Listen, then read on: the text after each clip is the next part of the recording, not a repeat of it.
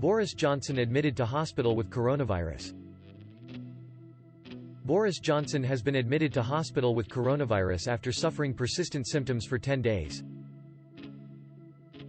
Downing Street insisted it was just a precautionary measure, but Johnson's admission on a Sunday evening comes after days of rumours that his condition has been worsening.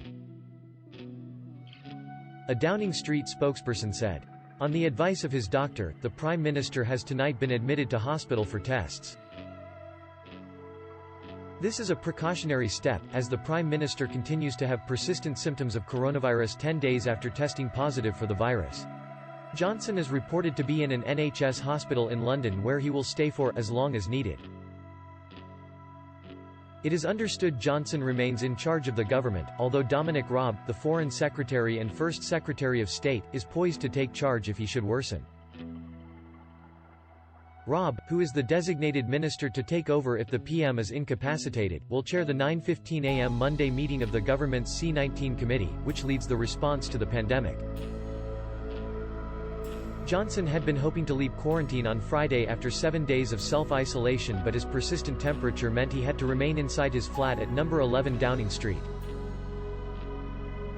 The Guardian was told last week that Johnson was more seriously ill than either he or his officials were prepared to admit, and that he was being seen by doctors who were concerned about his breathing.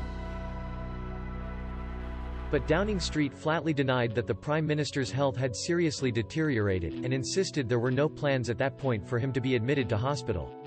Earlier on Sunday, Matt Hancock was asked just how ill the Prime Minister was. The Health Secretary told Sophie Ridge on Sunday, "He's okay. I've been talking to him every day, several times a day. He's very much got his hand on the tiller. But he's still got a temperature." He added, "He's working away inside Downing Street.